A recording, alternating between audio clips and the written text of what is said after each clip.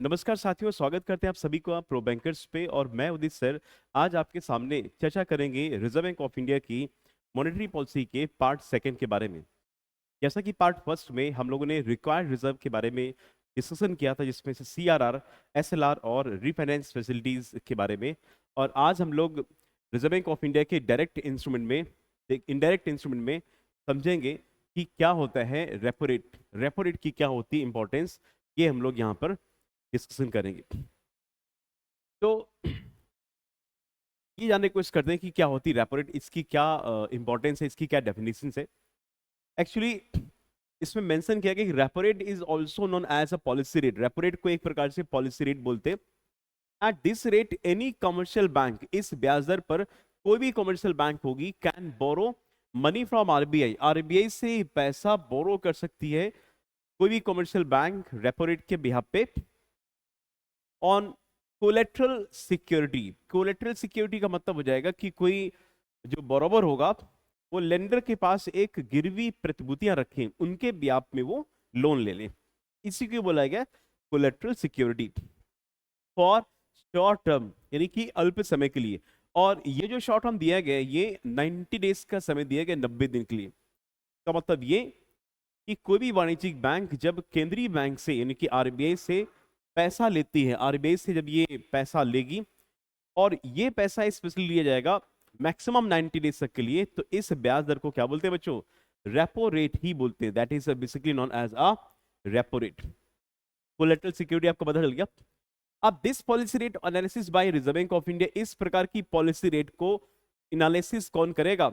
Reserve Bank of India इसका analysis करेगी। मतलब समय समय पे ये देखना होता है कि मार्केट में जो ब्याज दर चल पा रही है, या जिस ब्याज दर के ब्याप में वाणिज्यिक बैंकें पैसा ले भी रही हैं, कि क्या वो उस ब्याज दर के रिगार्डिंग क्या मार्केट में ग्रोथ रेट बैलेंस है, या इन्फ्लेशन परफेक्टली है, या एम्प्लॉयमेंट पे क्या कोई खास इम्पैक्ट पड़ पा रहा है, नहीं पड़ पा रहा। इन सब को देखते हुए रिजर्व बैंक ऑफ इंडिया इस प्रकार की रेट को,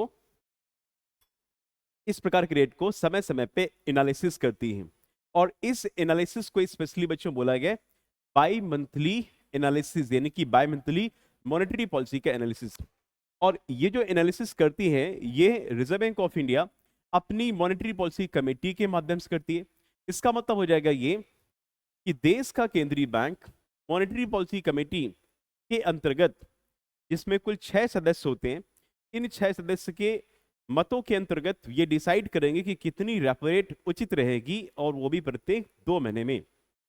इस मॉनेटरी पॉलिसी कमेटी के तहत ही रिजर्व बैंक ऑफ इंडिया अपनी रेपो रेट को यानी कि पॉलिसी रेट को डिसाइड करने का कार्य करेगा। And the monetary policy specially the repo rate which impact borrowing and loan rate, यानी कि ये कहने के उधार लेने के लिए और लोन रेट्स, यानी कि सिमिलर बात अपने यहाँ पे, उधार लेने के अंतर्गत की रेट को बोला जाएगा लोन रेट। और इस पर इंपैक्ट डालने की कोशिश करती है, यानी कि इस पे इंपैक्ट अच्छा खासा पड़ेगा। अगर रेपो रेट को बढ़ाया जाएगा, कम किया जाएगा तो भी इंपैक्ट पड़ेगा। तो एक ऐसी ब्याज दर जिस ब्याज दर पर सभी शेड्यूल कमर्शियल बैंक, यानी कि ऐसी बैंकें जो reserve Bank of India act 1934 के द्वितीय अनुसूची में लिस्टेड है, इन बैंकों को शेड्यूल बैंक बोला गया। ये सारी बैंकें अल्प समय के लिए, शॉर्ट टर्म के लिए जो पैसा लेंगे आरबीआई से, उस ब्याज दर पे जो पैसा लेंगे, इस ब्याज दर को बोला गया रेपो रेट। ज्यादा अगर रेपो रेट रहेगी, वाणिज्यिक बैंकों को जाहिर सी बात है कि ज्यादा ब्याज दर देना पड़ेगा, जिससे उनकी लोन की कॉस्ट बढ़ जाएगी। और यह बढ़ी हुई कास्ट, यानी कि बढ़ी हुई जो कीमत कहलाएगी, कॉस्ट कहलाएगी, ये कॉस्ट स्पेशली ग्राहकों की पड़ेगी, जिसकी वजह से लोन की डिमांड कम हो सकती है अगर रेपो रेट इंक्रीज किया जाएगा तो।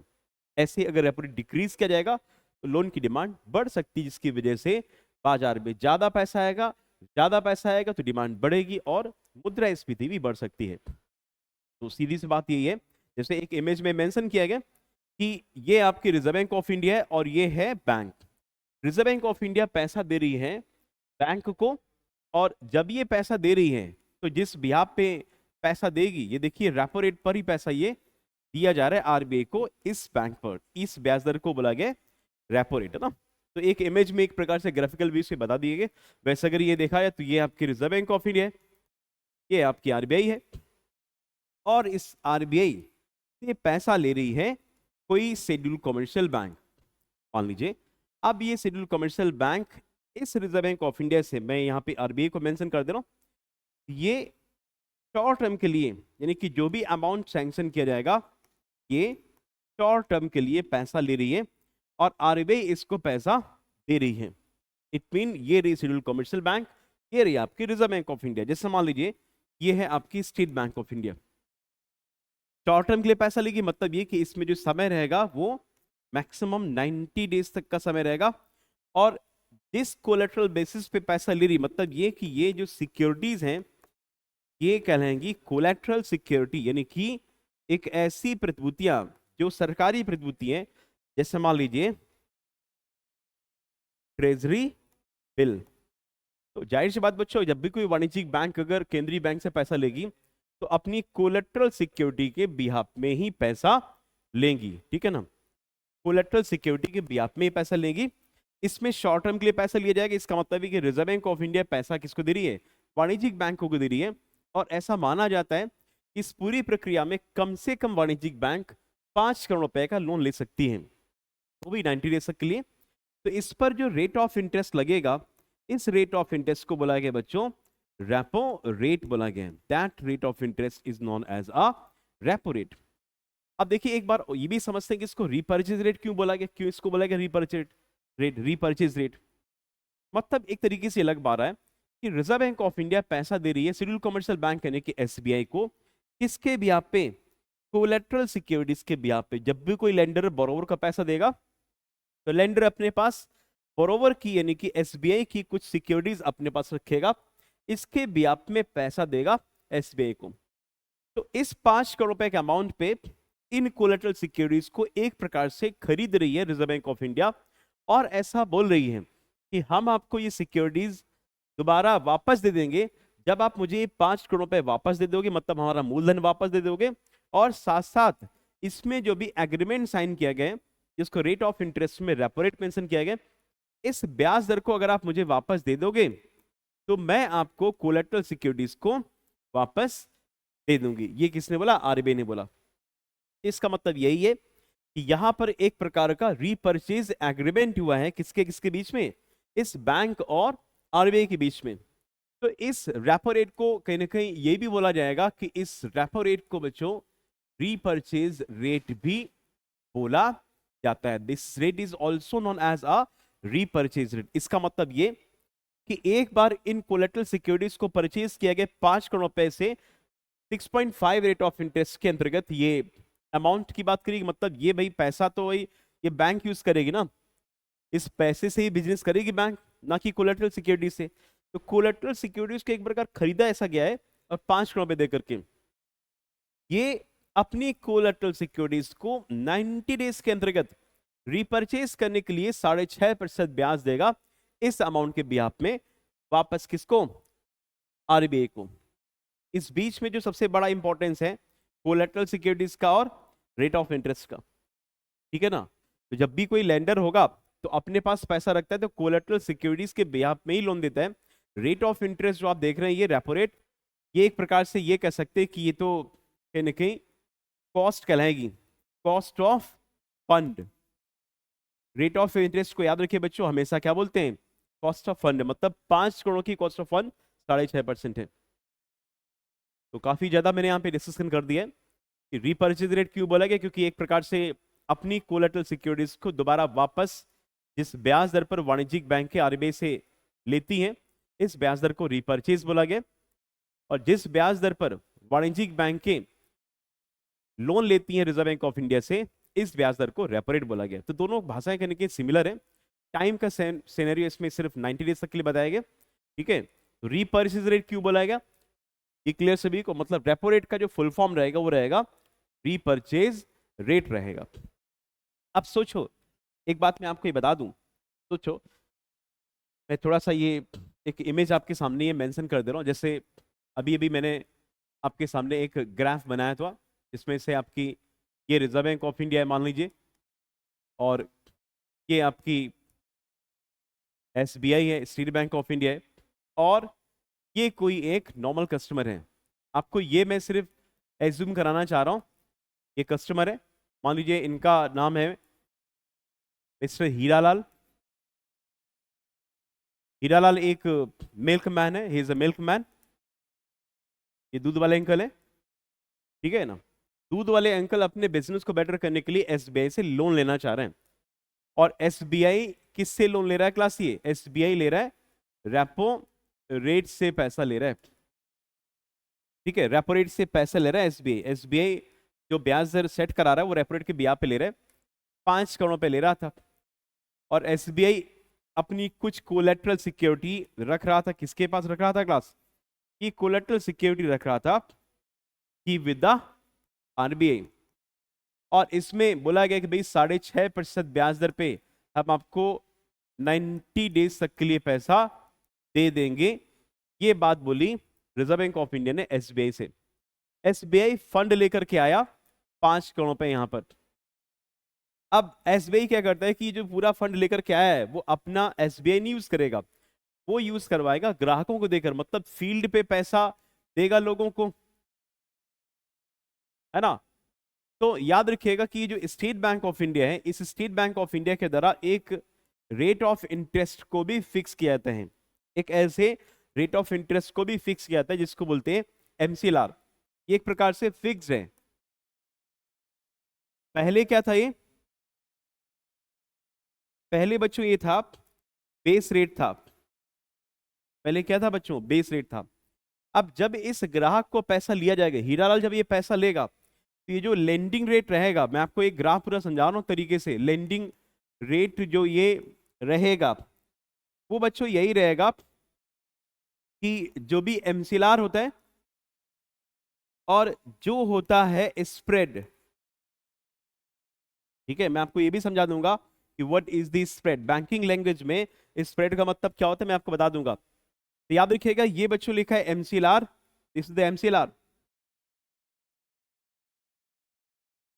ये लिखा है marginal cost of fund based lending rate.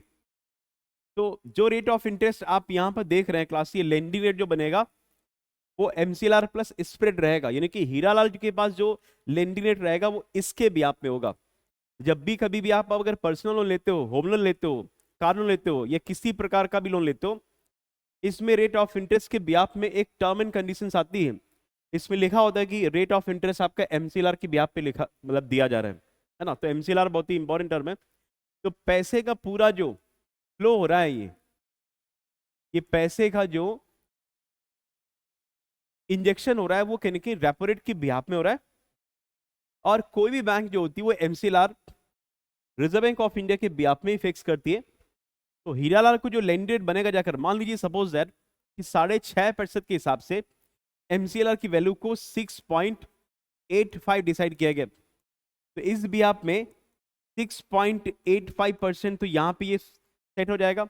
MCLR वैसे देखा है तो MCLR reserve Bank of India fix करती है, लेकिन इसका बेंचमार्क करने की बैंक खुद फिक्स करती है। जैसे आप कभी देखोगे कि बैंकों के माध्यम से ओवरनाइट, मंथली बेसिस पर, क्वार्टरली बेसिस पर, 6 मंथ के बेसिस पर और 1 साल के बेसिस पर, इस प्रकार के 1 2 3 4 5 ऐसे टेन्योर होते जो एमसीएलआर के रिगार्डिंग इसमें मेंशन किया जाएगा। और इसका बेंचमार्क सपोज है कि ओवरनाइट के लिए रिजर्व बैंक ऑफ इंडिया कह रही है कि 6.85 से लेकर के 6.95 तक कोई भी कमर्शियल बैंक एमसीएलआर रख सकते हैं। यहां पर मान लीजिए 6.85 है, मान लीजिए मैंने 6.90 का रखा, एसबीआई ने इस एमसीएलआर को 6.90 पे का रखा है। तो इस जगह पे मान लीजिए आपका हो गया कि 6.90। तो अब इस ब्याज पे मान लीजिए जो स्प्रेड है, जैसे स्प्रेड का मतलब क्या होता है? Spread is a rate of interest where, यानी कि जहां पर कमर्शियल बैंक जो होती हैं जो एफडी पे ब्याज देती हैं और जो लोन देती हैं उनका डिफरेंस कहलाएगा बच्चों स्प्रेड कहलाएगा। जैसे मान लीजिए कि कोई फिक्स डिपॉजिट है, इसका रेट ऑफ इंटरेस्ट 6% है और लोन का रेट ऑफ इंटरेस्ट आ रहा है 10%। तो इन दोनों का जो डिफरेंस आ रहा है वो आ रहा है आपका 4%। तो इसी को ही क्या बोला गया है? इसी को बोला गया है स्प्रेड बोला गया। Spread is a difference between the interest given by bank to customer on the long term basis है ना, minus interest taken by bank on loan amount.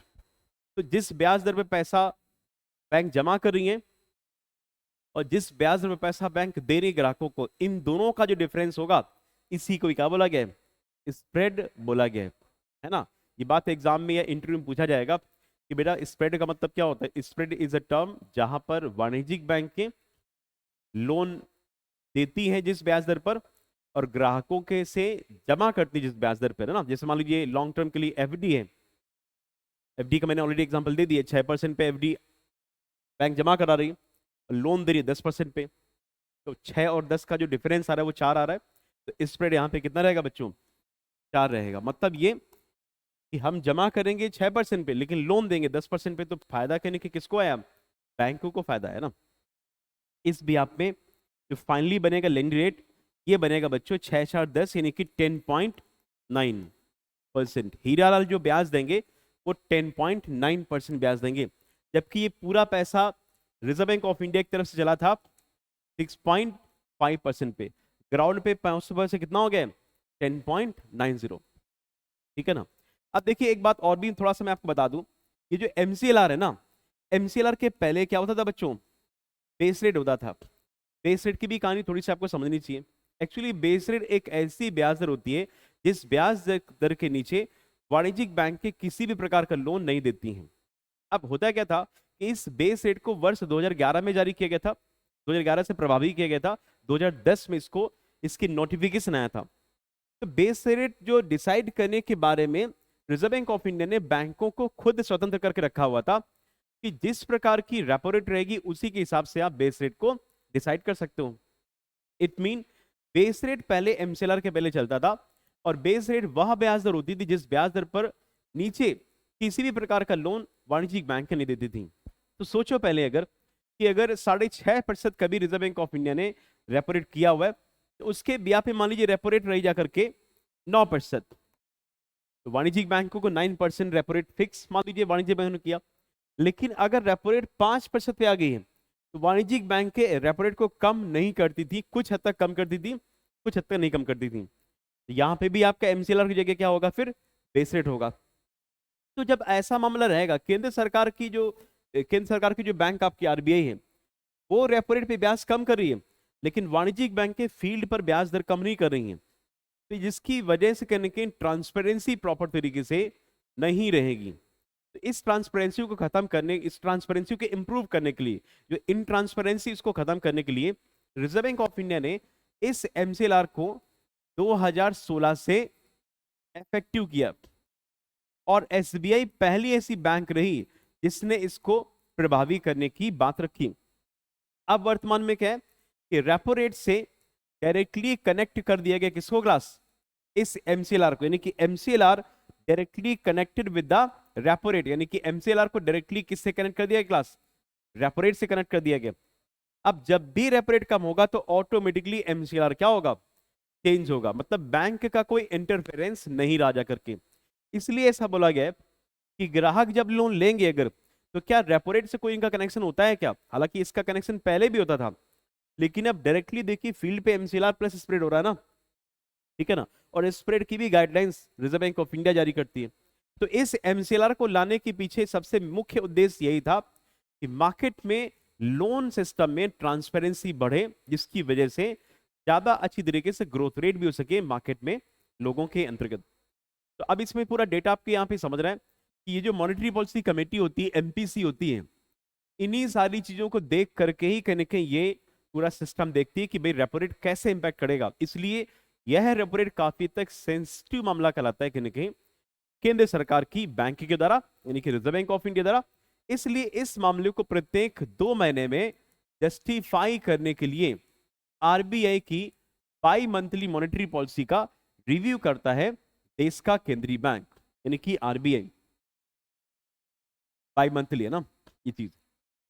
तो क्लियर सभी को, रेपो रेट वह ब्याज दर कहलाएगी जिस ब्याज दर पर कोई भी वाणिज्यिक बैंक आरबीआई से अप टू 90 डेज तक के लिए अपनी कोलेटरल सिक्योरिटीज के ब्याज में लोन लेती है, इस ब्याज दर को बोलते हैं रेपो रेट। कम से कम 5 करोड़ अमाउंट लिया जाएगा और मैक्सिमम 5 करोड़ के मल्टीपल में पैसा लिया जाएगा। इस वजह से मार्केट में जब लोन बैंक से जाएगा कस्टमर के पास से, तो वो कहने के एमसीएलआर होकर के गुजरेगा। आगामी किसी सेशन में मैं आपको एमसीएलआर के बारे में भी और ज्यादा जानकारी प्रोवाइड करा दूंगा कि एमसीएलआर में कितने सारे कंपोनेंट होते हैं। चले, तो रेपो रेट आई होप सभी को क्लियर हो चुका होगा। एक बेसिक रेट कहलाएगी, एक पॉलिसी रेट कहलाएगी, जिस रेट को मॉनेटरी पॉलिसी कमेटी जस्टिफाई करती है। चलिए, अब हम लोग यहाँ पे सीखेंगे, देखते हैं कि क्या होती है reverse repo rate. What is the reverse repo rate? Actually reverse का मतलब हो जाएगा जस्ट अपोजिट, किसका? रेपो रेट का। इसका मतलब हो जाएगा ये कि if any commercial bank have a surplus fund, अगर किसी भी वाणिज्यिक बैंक के पास काफी ज्यादा मात्रा में सरप्लस फंड होता है, तो उस सरप्लस फंड को वह वाणिज्यिक bank reserve Bank of India के पास रखेगा, और उस सरप्लस फंड के ब्याज में रिजर्व बैंक ऑफ इंडिया उसको कुछ ब्याज दे देगा। इस ब्याज दर को ही बोला जाएगा रिवर्स रेपो रेट। इसका मतलब ये कि फंड कहीं भी रहेगा, किसी भी फंड, किसी भी जगह फंड होना चाहिए, तो वह फंड एक प्रकार से परफॉर्म करे। तो जब भी वाणिज्यिक बैंकों के पास अगर ज्यादा मात्रा में पैसा रहेगा, जैसे वाणिज्यिक बैंकों के पास अगर ज्यादा मात्रा में अगर पैसा रहेगा, तो इस केस में क्या हो जाएगा? जैसे मान लीजिए ये आपकी आरबीआई है और ये आपकी एक्सिस बैंक है, जो कि एक निजी बैंक है। अब अगर मान लीजिए एक्सिस बैंक के पास लेंडिंग के लिए, लोन देने के लिए, लेंडिंग के लिए, लोन लेंडिंग के लिए रिक्वायरमेंट नहीं आ रही है, मतलब इसके पास पैसा बना हुआ है और कस्टमर्स इसके पास लोन नहीं ले रहे, तो अब इस केस में क्या हो जाएगा? जो एक्सिस बैंक के पास जो सरप्लस अमाउंट होगा, वो सरप्लस अमाउंट रख देगा किसके पास? आरबीआई के पास रखेगा। मान लीजिए सरप्लस अमाउंट ये है, आरबीआई इसको कुछ दिखा दे देगा, क्लास ये ब्याज दे देगा, इसको बोला जाएगा रिवर्स रेपो रेट, जो कि वर्तमान में काफी लंबे समय से 3.35 है। Reverse repo rate is rate at which the commercial bank lend to the central bank of the country on behalf of the rate, that rate is known as a reverse repo rate। एक ऐसी ब्याज दर जिस पर वाणिज्यिक बैंकें अपना समस्त पैसा, जो भी लोन देने के रिगार्डिंग नहीं हो पाए, वो पैसा रखते हैं आरबीआई के पास, उस पर जो आरबीआई ब्याज देगा उस वाणिज्यिक बैंक को, इसको बोलते हैं रिवर्स रेपो रेट। तो इससे कहीं ना कहीं हो जाएगा कि इसके बिहाफ में मनी जो है वो एब्जॉर्ब होगी, मनी एब्जॉर्ब होगी, और ये मनी कहां से होगी एब्जॉर्ब? फ्रॉम बैंकिंग सिस्टम या मार्केट। मार्केट का मतलब यहां पर बैंकिंग सिस्टम से है, बैंकिंग सिस्टम से, ठीक है ना? ये कहलाएगा रिवर्स रेपो रेट। लिखा भी है, the reverse repo rate is the interest rate of RBI paid to the commercial bank for deposit excess fund, यानी कि एक्सेस फंड के डिपॉजिट के अंतर्गत। और if commercial bank have a surplus fund, they deposit this fund with the RBI on behalf of rate of interest. जो rate of interest जो अभी वर्तमान में कितना है? 3.35%। Is RBI rise this rate, then commercial bank मोर पर्क विद आरबीआई। जेन्युइन सी बात है, जब ज्यादा ब्याज दिया जाएगा, मैक्सिमम ब्याज दिया जाएगा, तो उस केस में कहीं ना कहीं ज्यादा कमर्शियल बैंक पैसा किसके पास रखेंगे? आरबीआई के पास रखेंगे। तो इसकी वजह से मार्केट में काफी ज्यादा पैसा एब्जॉर्ब हो जाएगा मार्केट से। अगर रिवर्स रेपो रेट को रेगुलेशन करेगा रिजर्व बैंक ऑफ इंडिया, जिसकी वजह से मनी सप्लाई में भी क्या होगा? रेगुलेशन होगा। तो यही चीज याद रखिएगा। तो रिवर्स रेपो रेट एक अपोजिट कहलाएगी किसे? रेपो रेट से। चलिए आगे देखते हैं। बैंक रेट का मतलब क्या होता है? देखिए, बैंक रेट का मतलब यही होता है कि जब भी रिजर्व बैंक ऑफ इंडिया से फंड ले रही है कोई भी कमर्शियल बैंक, जैसे मान लीजिए एसबीआई, तो जब ये फंड लॉन्ग टर्म के लिए लिया जाएगा, दीर्घ समय के लिए, लॉन्ग टर्म का मतलब हो जाएगा 90 डेज से लेकर के 91 डेज से लेकर के टू अप टू 1 ईयर, 1 साल तक के लिए, मतलब बैंक रेट एक ऐसी ब्याज दर कहलाएगी जिस ब्याज दर पर वाणिज्यिक बैंक के केंद्रीय बैंक से लॉन्ग टर्म के लिए पैसा लेंगी, यानी कि 91 डेज अप टू 1 ईयर तक के लिए पैसा लेंगी। इसके ब्याप में वाणिज्यिक बैंकों को कोई भी कोलेटरल सिक्योरिटीज केंद्र सरकार यानी कि केंद्र बैंक के पास नहीं रखना पड़ता है। और याद रखिए बच्चों की बैंक रेट हमेशा हमेशा रेपो रेट से ऊपर ही रहती है। कैसे रहती है समझा दें आपको। जैसे कि मान लीजिए कि आपकी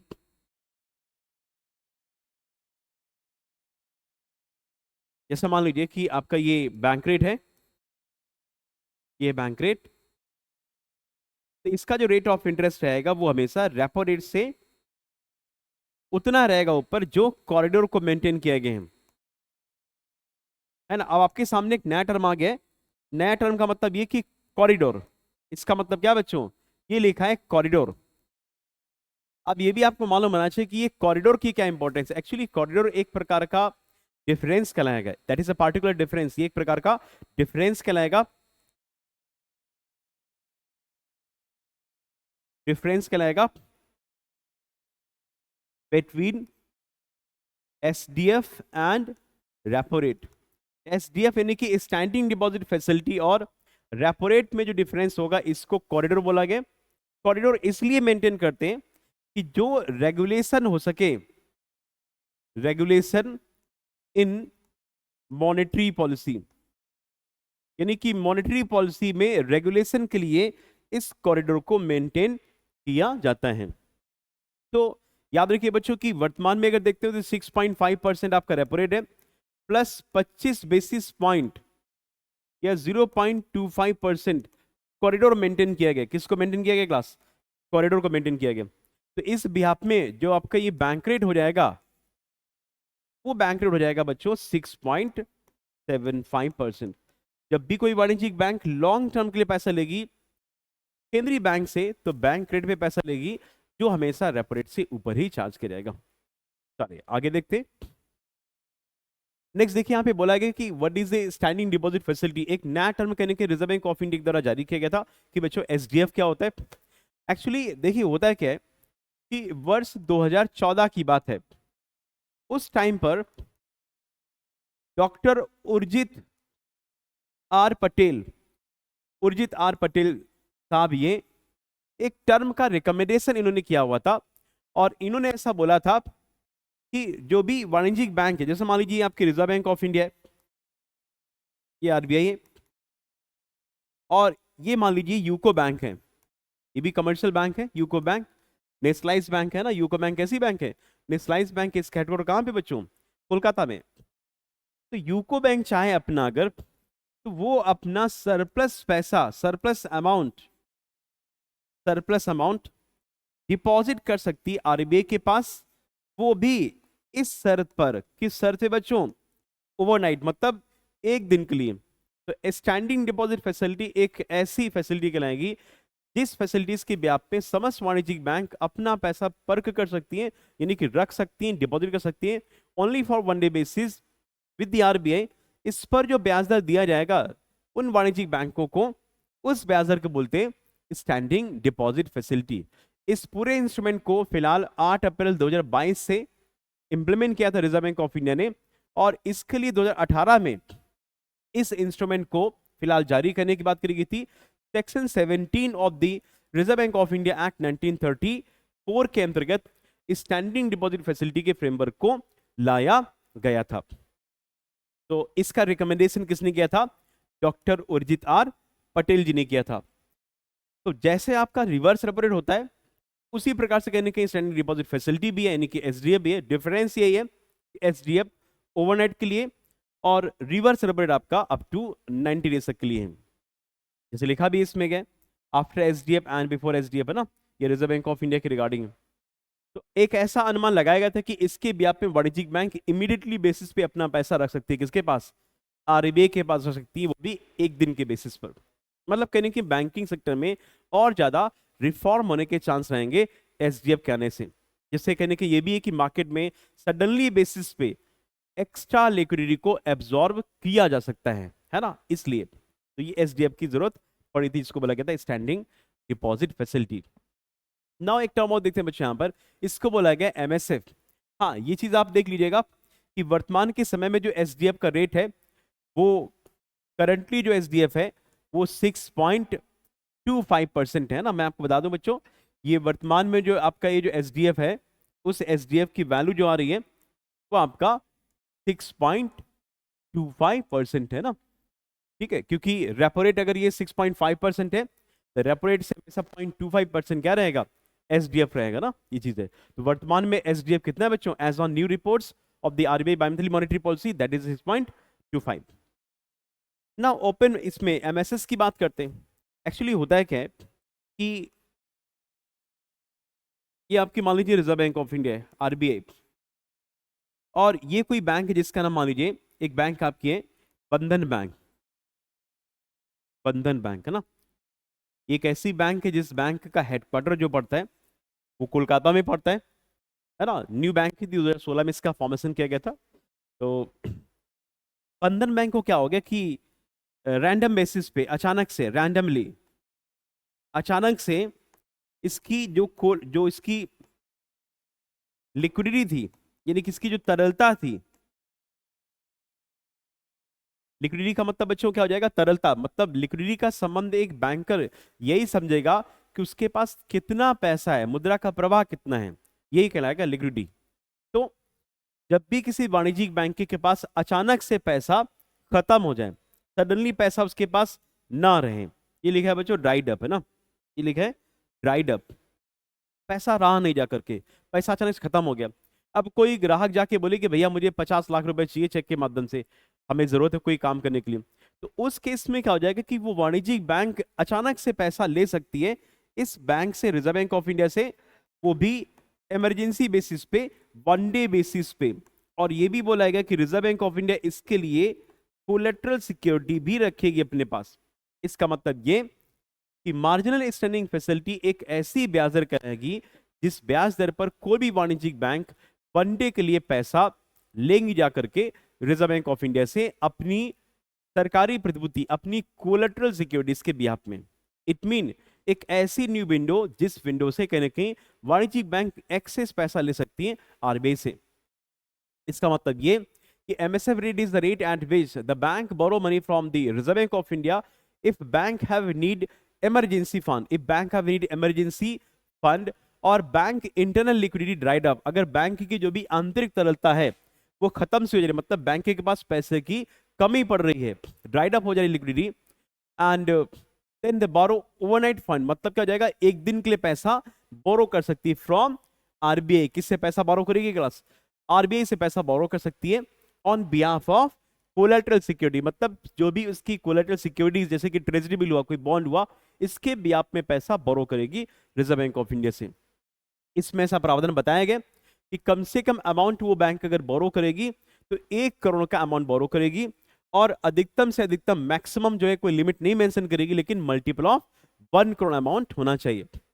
द मिनिमम बोरोविंग अमाउंट अगर बात करें एनडीडीएल का, तो आई थिंक मैंने आपको एनडीडीएल का मतलब ये बताया था, किसी भी बैंक का डेली का जमा कहलाएगा। इट मीन एक ऐसा जमा जो बैंक के पास डेली ग्राहक जमा करते हैं, उन जमाओं को बोला गया एनडीडीएल। उस एनडीडीएल का कम से कम 1% और मैक्सिमम 3% तक पैसा बोरो करने की बात बताई गई है। पहले एक्चुअली ये 2% था, लेकिन कोरोना वायरस के समय पे, यानी कि वर्ष 2020 सितंबर 2020 में इस 2% लिमिट को बढ़ा करके 3% लिमिट कर दिया गया था।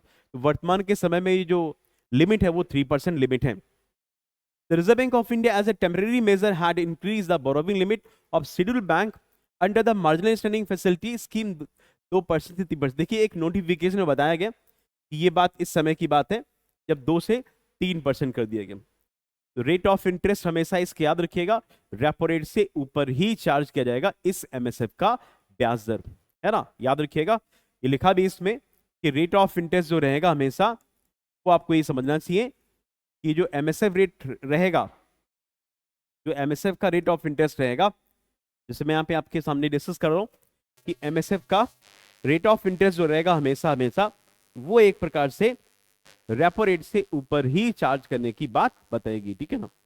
तो फिलहाल हम लोग अपने नेक्स्ट सेशन में चर्चा करेंगे एमएसएफ का रिमेनिंग पार्ट, ठीक है ना। तब तक आप लोग स्टे ट्यून रहिएगा प्रो बैंकर्स के साथ, और आगामी क्लास में मैं आपको मॉनेटरी पॉलिसी का जो भी रिमेनिंग पार्ट है वो आपको फिनिश कर दूंगा। बहुत ही जल्द मैं थर्ड पार्ट लाऊंगा, पॉसिबिलिटीज है कि नेक्स्ट डे इसको मैं आपके सामने डिस्प्ले कर दूं। तो मिलते हैं अपने नेक्स्ट सेशन में। Thank you all, thank you.